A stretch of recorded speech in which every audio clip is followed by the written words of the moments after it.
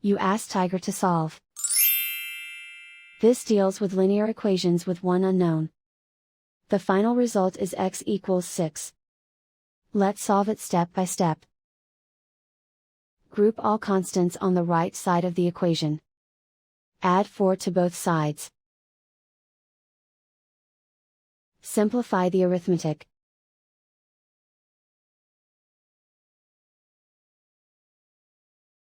Isolate the x. Divide both sides by 12. Simplify the fraction. Find the greatest common factor of the numerator and denominator.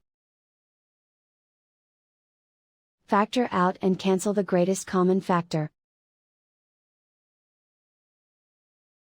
And so the final result is x equals 6.